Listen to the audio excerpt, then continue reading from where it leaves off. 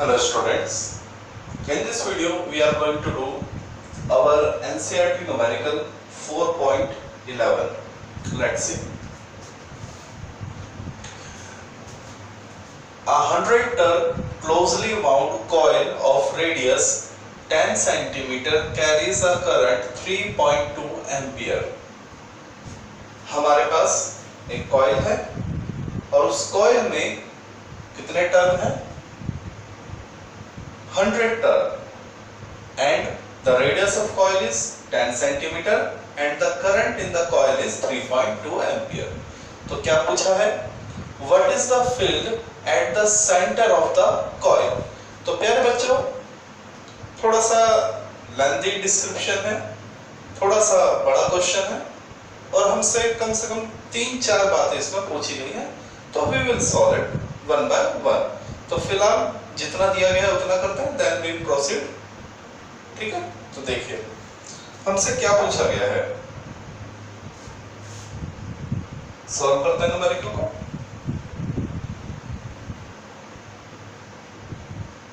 Okay प्यारे बच्चों, सबसे पहले हमें बोला गया है वी हैव अ कॉइल और उस कॉइल में 100 टर्न है, 10 सेंटीमीटर रेडियस है और करंट कितना है? 3.2. तो सबसे पहले ए पार्ट हम इसका करते हैं. गिवन क्या क्या गिवन है? Capital N is equal to 100 number of turn, comma R is equal to 10 centimetre या 1/10 मीटर. 100 से डिवाइड कर दिया गया है. 10 सेंटीमीटर को मीटर में कन्वर्ट करने के लिए 100 से डिवाइड करेंगे तो 10/100 यानी 1/10 मीटर. ओके, इसके बाद I की वैल्यू कितनी है? 3.2 एम्पियर. तो प्यारे बच्चों, हमसे पूछा है कि ये जो कॉइल होगा, जैसे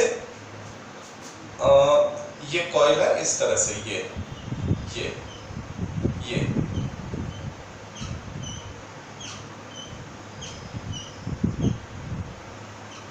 ये कॉइल है और कितने टर्न है बेटा? 100 टर्न है और हर टर्न का अपना क्या होगा? सेंटर होगा.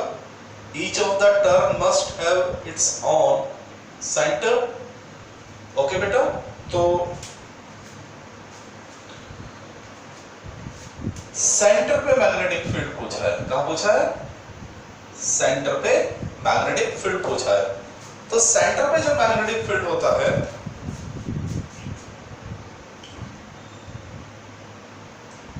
magnetic field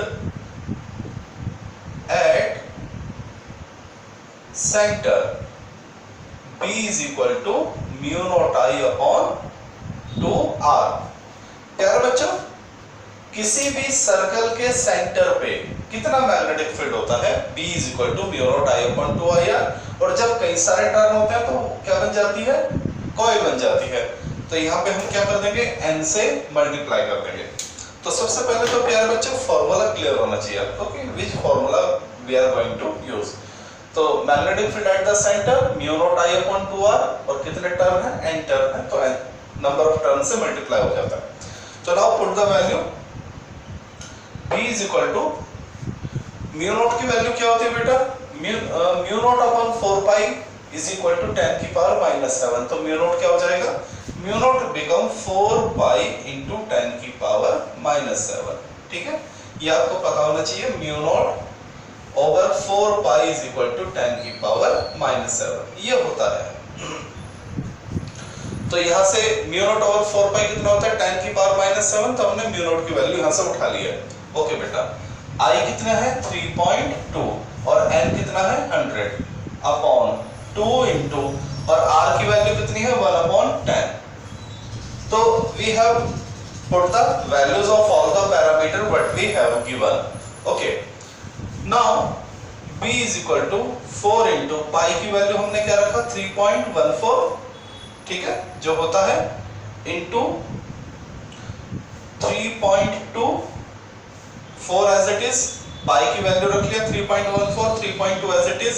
ठीक है, और नीचे क्या है? 2. ओके, अब बाकी सभी टेंस को हम क्या करते हैं? एडजस्ट करते हैं. तो बेटा ये वाला 10 कहां चला जाएगा, ऊपर चला जाएगा। This 10 will go with this 100 and become 1000, और ये 1000 इस 10 की पावर -7 को क्या कर देगा, 10 की पावर -4 बना देगा।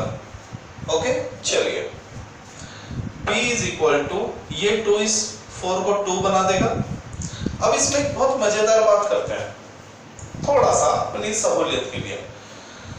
तो अगर ये 3 होता प्यारे बच्चे, ये सिर्फ क्या होता 3, और ये भी 3 होता, तो 3 3 जा 9, लेकिन ये है 3.14 और ये है 3.2। तो जब आप इसकी मल्टीप्लाई करेंगे तो प्यारे बच्चों इट विल बिकम 10.0 समथिंग। तो हम अपनी सहूलियत के लिए क्या करते हैं, 3.14 इंटू 3.2 को क्या ले लेते हैं, 10 ले लेते हैं। हमारे आंसर में प्यारे बच्चों कोई फर्क नहीं पड़ेगा, क्योंकि जब आप 3.14 को 3.2 से मल्टीप्लाई करेंगे यू विल गेट 10.014 या कुछ समथिंग इस तरह से, तो वो नियरली 10 ही माना जाएगा, क्योंकि जब आप इसको राउंड ऑफ करेंगे इट विल इक्वल टू 10। तो हम इसको क्या ले लेते हैं, 10 ले लेते हैं। हमने इस डाटा को क्या ले लिया, 10। तो इस 2 ने इस 4 को 2 बना दिया, ये कितना हो गया 10, और ये जो 10 है इस 10 की पावर -4 को कितना कर देगा, -3 कर देगा। तो प्यारे बच्चों, और यूनिट क्या आएगा, टेस्ला। तो dear student, this is the answer of our first part. Coil के सेंटर पे कितना मैग्नेटिक फील्ड होगा, ये मैग्नेटिक फील्ड होगा। तो इसमें जो कुछ भी पूछा गया है, तो मैं समझता हूं अगर बच्चे को फॉर्मूला क्लियर है तो बाकी इसमें कुछ भी नहीं है, nothing is something difficult to do. ठीक है, तो केवल आपको प्यारे बच्चे फॉर्मूला पता होना चाहिए, what is the magnetic field at the centre of coil. Okay, now move next part. B part में हमसे पूछा गया what is the magnetic moment of the coil. इस कॉइल का मैग्नेटिक मोमेंट क्या होगा, तो देख लीजिए। तो ए पार्ट आपने कर लिया है, हैव यू रिटन, वीडियो को पॉज करके इसको नोट डाउन कर सकते हैं। Now move on the second part. चलिए,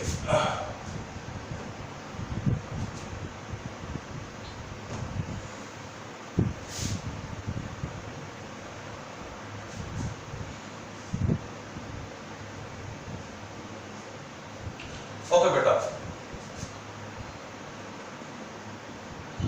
सेकंड पार्ट में पूछा है what is the magnetic moment of the coil.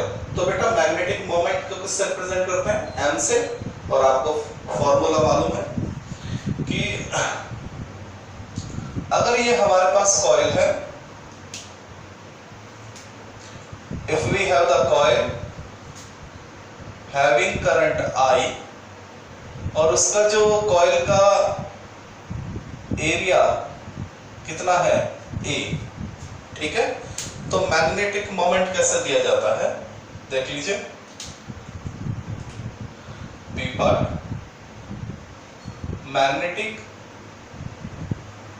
Moment of coil having current I and area A, M is equal to IA। प्यारे बच्चों, magnetic moment का formula होता है IA, ये आपको याद है, ठीक है। और अगर नंबर ऑफ टर्न, ये तो है एक कॉइल का, ये तो क्या है, एक टर्न का, लेकिन अगर हमारे पास कई सारे टर्न हो तो n से क्या कर देते हैं, मल्टीप्लाई। सिंगल टर्न के लिए, एक राउंड के लिए magnetic moment M is equal to IA, current into area, और नंबर ऑफ टर्न है तो n से मल्टीप्लाई हो जाएगा। तो this is the formula we are going to do. तो m is equal to I की वैल्यू कितनी थी बेटा, 3.2। व्हाट इज द, हमारा करंट की वैल्यू कितनी थी, 3.2, ठीक है, 3.2। ओके,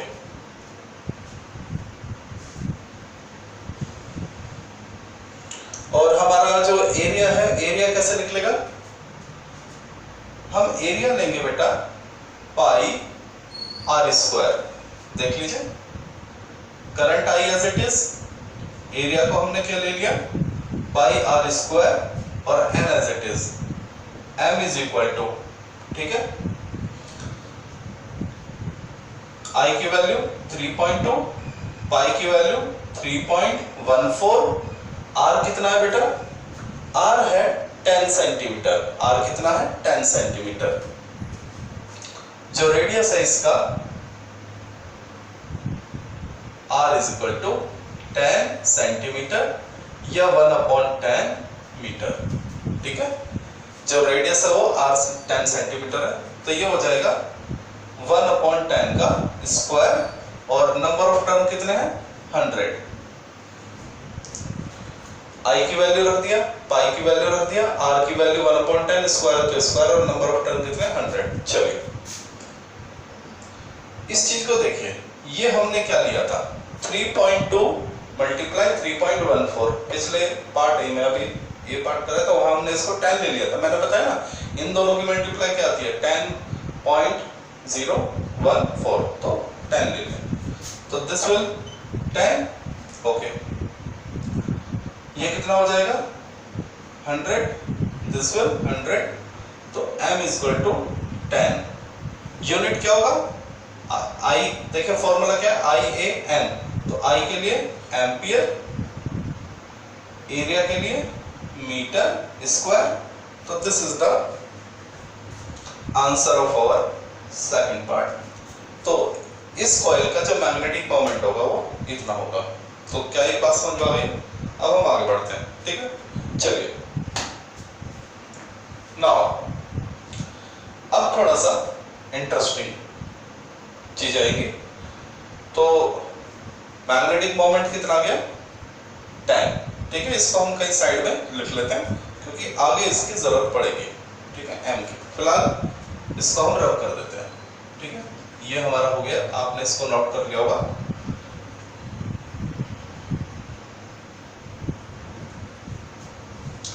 ओके बेटा,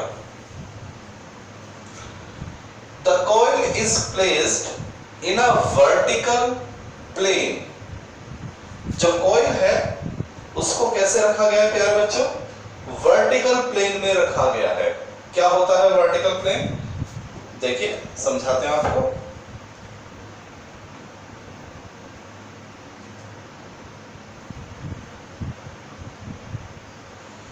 ओके,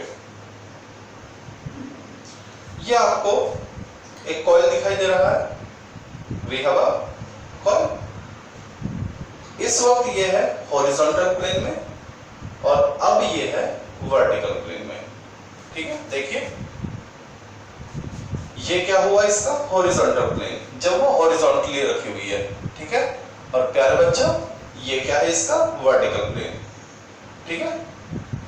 देख लीजिए ये है इसका वर्टिकल प्लेन, समझ आ गया। तो हमसे कहा गया है a coil is placed in a vertical plane and is free to rotate about a horizontal axis which coincide with its diameter। देखिए क्या बोला गया है प्यारे बच्चों, जो कॉइल है वो कैसे रखी हुई है? कॉइल है वर्टिकल। कॉइल कैसी है? वर्टिकल। ओके, तो इसमें कितने डायमीटर हो सकते हैं? इनफाइनाइट डायमीटर हो सकते हैं। लेकिन कौन सा डायमीटर? बहुत सारे डायमीटर हो सकते हैं, लेकिन हमने एक डायमीटर लिया है जो हॉरिजॉन्टल डायमीटर है। कैसा डायमीटर है? हॉरिजॉन्टल डायमीटर है। तो आपसे कहा गया है कि जो कॉइल है वो अपने है वर्टिकल और कैसे रोटेट करेगी? अपने हॉरिजॉन्टल, ये दिखाई दे रहा है आपको इसका हॉरिजॉन्टल डायमीटर, तो उस हॉरिजॉन्टल डायमीटर के अबाउट वो कॉइल क्या करेगा? रोटेट करेगा। तो प्यारे बच्चों फीलिंग आ गई, समझ में आ गया आपको?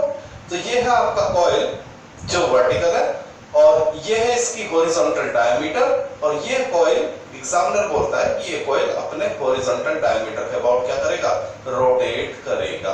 हाँ, फीलिंग आ गया, समझ में आ गया? ओके, चलिए। तो हमारे पास एक कॉइल है, वो कॉइल अपने हॉरिजॉन्टल डायमीटर के अबाउट रोटेट करेगा। A uniform magnetic field of 2 Tesla in the horizontal direction exists such that initially the axis of coil is in the direction of field। अब देखिए क्या बोला गया है। अब यहाँ दो चीजों की बात की गई है।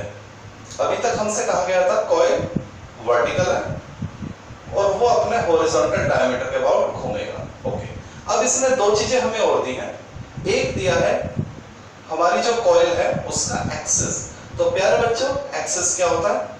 कॉइल के सेंटर से जाने वाली लाइन और कॉइल के परपेंडिकुलर। एक्सिस क्या होती है? कॉइल की एक्सिस क्या होगी? कॉइल की एक्सिस में दो बातें होंगी। एक तो कॉइल की जो एक्सिस है वो उसके सेंटर से जाएगा और कॉइल की सरकमफ्रेंस के क्या होगा? परपेंडिकुलर। तो चलिए आपको दिखा देते हैं, इसकी एक्सिस मैं आपको दिखा देता हूं, ठीक है।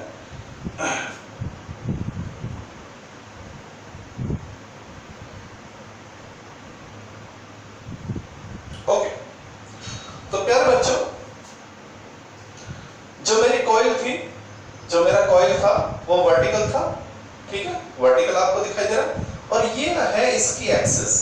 ये क्या है? इसकी एक्सिस, ठीक है, देख लीजिए, ये क्या है? इसकी एक्सिस है जो इसके सेंटर से निकल रही है। जो कहां से निकल रही है? इसके सेंटर से निकल रही है। और कैसे है? कॉइल के परपेंडिकुलर है।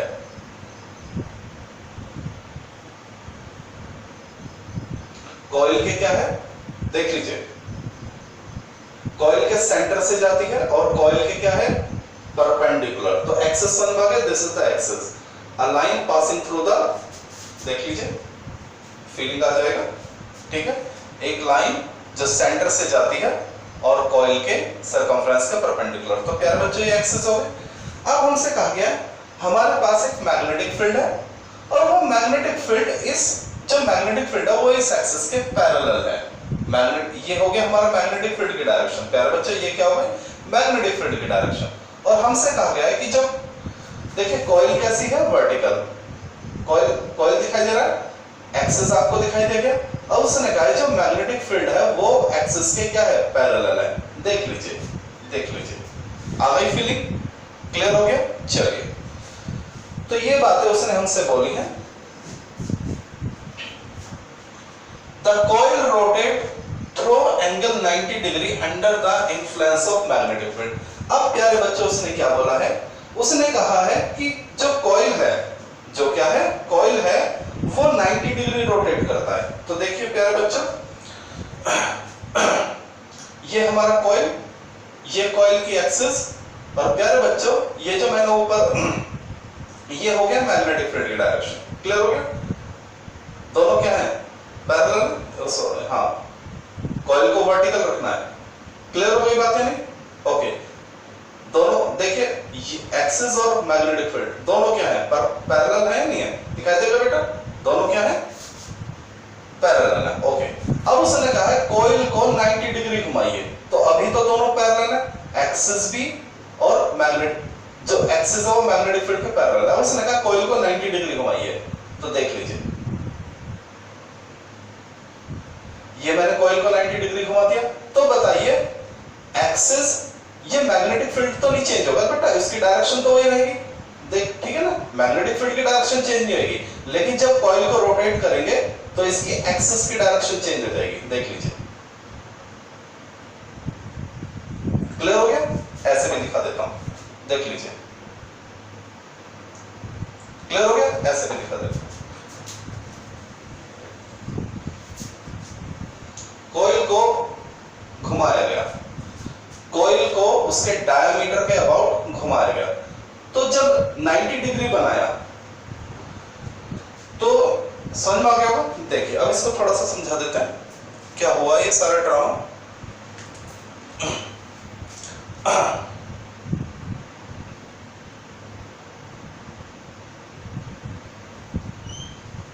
कॉइल पहले वर्टिकल था और ये थी कॉइल की एक्सिस। ये क्या थी? कॉइल की एक्सिस। और ये थी डायरेक्शन ऑफ मैग्नेटिक फील्ड। अब कॉइल को 90 डिग्री घुमा दिया गया, ठीक है। तो पहले कॉइल वर्टिकल थी, वर्टिकल से जब उसको 90 डिग्री घुमाएंगे तो कॉइल अब क्या हो जाएगी? हॉरिजॉन्टल हो जाएगी।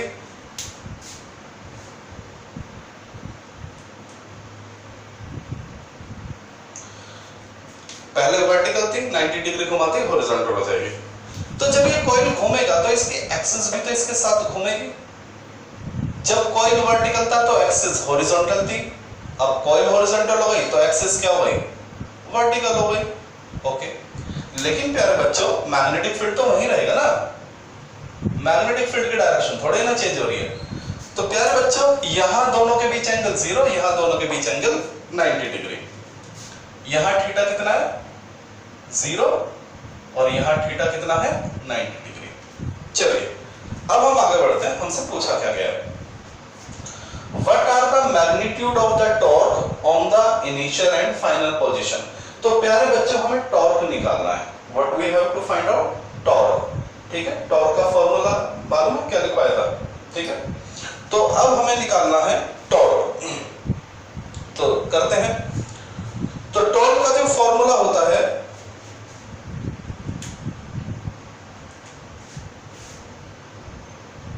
We have torque is equal to M B sine theta. अगर फॉर्मूला क्लियर है तो न्यूमेरिकल 2 मिनट में हो जाएगा, torque is equal to M B sine theta. तो चलिए एक पार्ट कर, इसका कब पूछा है, एक तो इनिशियल और फाइनल पोजीशन। तो प्यारे बच्चों ये है इनिशियल पोजीशन और ये है फाइनल पोजीशन, ये है इनिशियल पोजीशन और फाइनल पोजीशन। तो देखिए in initial position torque is equal to M B sine, बताइए इनिशियल पोजीशन में थीटा कितना है 0, थीटा किसके बीच में m और b।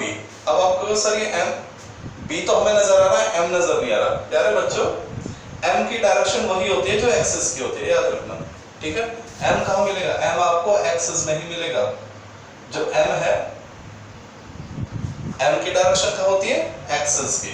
क्लियर हो गया। चलिए तो टो इज इक्वल टू m की वैल्यू कितनी है बताइए। बी पार्ट में हमसे क्या पूछा गया था, बी पार्ट में हमसे मैग्नेटिक मोमेंट पूछा गया था और कितना आया था प्यारे बच्चों बताइए, 10 आया था। ओके, तो m की वैल्यू कितनी है 10। मैग्नेटिक फील्ड कितना दिया हुआ है 2 टेस्ला, मैग्नेटिक फील्ड कितना है 2। और प्यारे बच्चों साइन 0 की वैल्यू क्या होती है 0, तो इनिशियली जो टॉर्क हो जाएगा वो कितना हो जाएगा 0। तो इस वक्त कोई टॉर्क नहीं है। चलिए इसके बाद इन फाइनल पोजीशन में टॉर्क इज इक्वल टू वही एम बी साइन 90 डिग्री। बेटा अब थीटा कितना हो गया m और b के बीच में 90, तो torque is equal to m की वैल्यू 10, b की वैल्यू 2, साइन 90 की वैल्यू 1, तो ये हो जाएगा 20। देख लीजिए क्या ये बात समझ में आ गई, कर लीजिए इसको, ठीक है। और टॉर्क की यूनिट क्या होती है न्यूटन मीटर। तो this is the solution of C part, देख लीजिए इसको अच्छी तरह से कर लीजिए।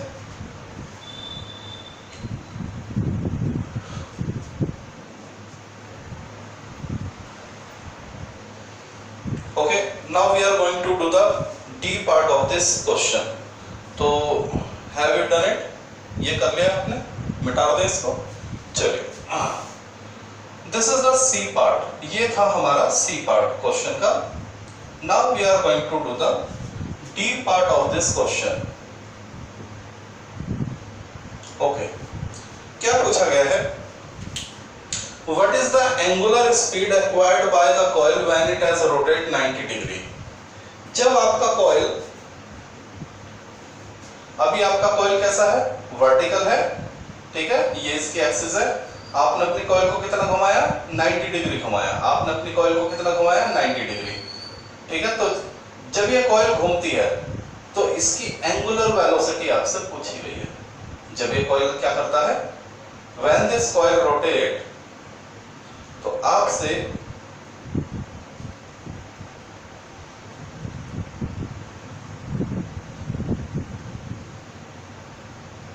जब ये कॉइल रोटेट करता है, जब ये कॉइल क्या करता है रोटेट करता है, तो आपसे इसकी एंगुलर वेलोसिटी पूछी हुई है। चलिए प्यारे बच्चों लड्डू। प्यारे बच्चों 11th की कुछ बातें याद है आपको या नहीं है? चलिए याद करा देता हूँ। 11th क्लास में एक चैप्टर आता था rigid body and system of particle. Clear हो गया? तो वहां हमने कई सारे फॉर्मूले सीखे थे, लेकिन हम ये देखते थे कि ये सारे फॉर्मूले मैकेनिज्म से रिलेट करते हैं। अगर आपको मैकेनिक्स के फॉर्मूले याद है तो वो एक फॉर्मूले याद हो जाते हैं। तो एक बार आपको याद करा देता हूँ, देखिए जरा। आपको मालूम है एक फॉर्मूला होता है F = ma, बहुत ही बेसिक फॉर्मूला होता है F = ma। फिर हमने आपको बताया था जो काम F करता है लीनियर मोशन में, वही काम टॉर्क करता है रोटेशनल मोशन में। जो काम मास करता है लीनियर मोशन में, वही काम मोमेंट ऑफ इनर्शिया करता है किसमें? रोटेशनल मोशन में। और जो काम A करता है लीनियर मोशन में, वही काम अल्फा करता है रोटेशनल मोशन में। क्लियर हो गया? Linear acceleration, angular acceleration. Clear हो गया? ये सारी बातें हम 11th क्लास में सिखाते हैं। तो याद आ गया फॉर्मूला τ = I अल्फा। बढ़ते हैं आगे। तो ये फॉर्मूला प्यारे बच्चों हम लेकर चलने वाले हैं। तो देखिए वी हैव τ = I अल्फा। क्या ये बात समझ आ गई? ओके। अब τ की वैल्यू क्या होती है? अभी थोड़ी देर पहले सी पार्ट में फॉर्मूला लिखा था प्यारे बच्चों। τ का फॉर्मूला होता है mb sin theta I as it is. Alpha को मैं क्या लिखूंगा बताइए? d omega upon dt। ये भी 11th क्लास का फॉर्मूला होता है। जैसे लीनियर एक्सेलरेशन क्या होता है? dv/dt। तो एंगुलर एक्सेलरेशन क्या हो जाएगा? d ओमेगा/dt।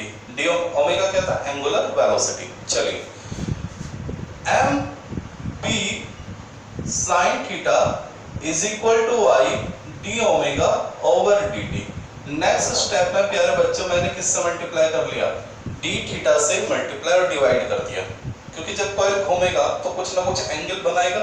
चलिए नेक्स्ट स्टेप में mb sin theta = I d omega. देखिए मैंने इन दोनों को इंटरचेंज कर दिया, dt को यहाँ हो जाएगा और d थीटा को यहाँ लेकर आ गया। देख लीजिए प्यारे बच्चों, ठीक है? d theta over dt। ठीक है? What I have done? I have interchange this term. ठीक है? ओके। अब इससे क्या होगा देख लीजिए। mb sin theta = I d omega d theta as it is रहेगा और ये बन जाएगा ओमेगा। प्यारे बच्चों मालूम है ओमेगा क्या होता है? d थीटा/dt। क्लियर हो गया? चलिए जैसे v क्या होता है? dx/dt। तो ये बन जाएगा ओमेगा। पता होगा आपको 11th का फॉर्मूला याद होंगे, आप सब अच्छे बच्चे हैं। चलिए तो अब ये d थीटा इधर आ जाएगा प्यारे बच्चों। mb sin theta d theta. प्यारे बच्चों ये जो नीचे d थीटा ये इधर मल्टीप्लाई में आ जाएगा और ये हो जाएगा I ओमेगा d ओमेगा। देख लीजिए क्लियर हो गया? Okay. Now apply integral both side. Apply integral both side. तो दोनों तरफ हमने क्या कर दिया? इंटीग्रल अप्लाई कर दिया।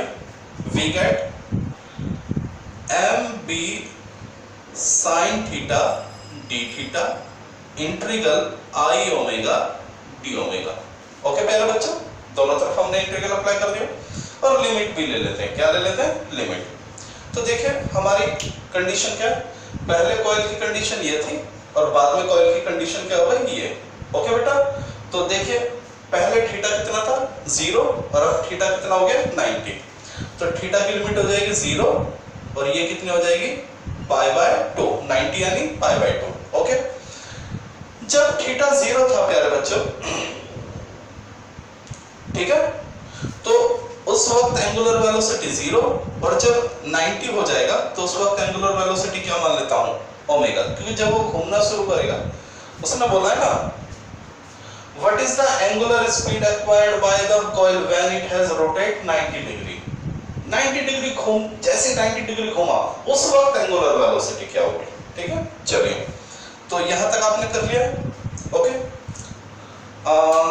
मेरे ख्याल से स्टेटमेंट तो आपने पढ़ ही लिया है सारा। अब इसकी हमें कोई जरूरत नहीं, क्योंकि हम A part, B part, C part सभी कर चुके हैं। We are going to D part. ठीक है? बस इसमें एक बात याद रखना, एक चीज हमें और दी हुई है, मोमेंट ऑफ इनर्शिया कितना दिया है 0.1 किलोग्राम। तो मेरे ख्याल से इसकी हमें जरूरत नहीं, ठीक है, तो मैं इसको मिटा देता हूँ। हमें स्पेस चाहिए सॉल्यूशन के लिए, तो बाकी सॉल्यूशन बेटा मैं यहाँ करने वाला हूँ। ओके चलिए, तो इसको मैं मिटा देता हूँ। ये अब मुझे इसकी स्टेटमेंट की जरूरत नहीं है because we have already done all the parts. चलिए, this is the last part which we are going to do. Angular speed हम निकाल रहे हैं जब कॉइल 90 डिग्री रोटेट कर जाता है। चलिए प्यारे बच्चों आगे बढ़ते हैं, ठीक है। तो देखिए क्या होगा प्यारे बच्चों, मैं क्या करता हूं, क्या मैं इसको देखिए ऐसे लिख लेता हूं, 0 से ओमेगा आई ओमेगा डी ओमेगा। मैंने देखिए ये लेफ्ट हैंड साइड को राइट हैंड साइड ले आया और राइट हैंड साइड को लेफ्ट हैंड साइड पहुंचा दिया। क्यों? क्योंकि जो चीज हमें फाइंड आउट करनी है उसको लेफ्ट हैंड साइड पे लेकर चलते हैं, ठीक है ना प्यारे बच्चों। M B sine theta into D theta. Visible है वीडियो में आपको? Let me check. यस दिखाई दे रहा है। चलिए प्यारे बच्चों आगे बढ़ते हैं। ओके बेटा, आई तो क्या है कांस्टेंट, आई बाहर आ जाएगा, ठीक है। इंटीग्रल 0 से ओमेगा ओमेगा डी ओमेगा, ठीक है, omega D omega is equal to, इधर देखिए m बाहर आ जाएगा, b बाहर आ जाएगा, अंदर क्या बचेगा, केवल साइन थीटा बचेगा, डी थीटा 0 से π/2। ओके बेटा, आई बताइए इंटीग्रल करिए। सभी बच्चे समझदार हैं, आप कहेंगे sir omega square by 2, x की पावर n का इंटीग्रल लगेगा। आता है सभी को?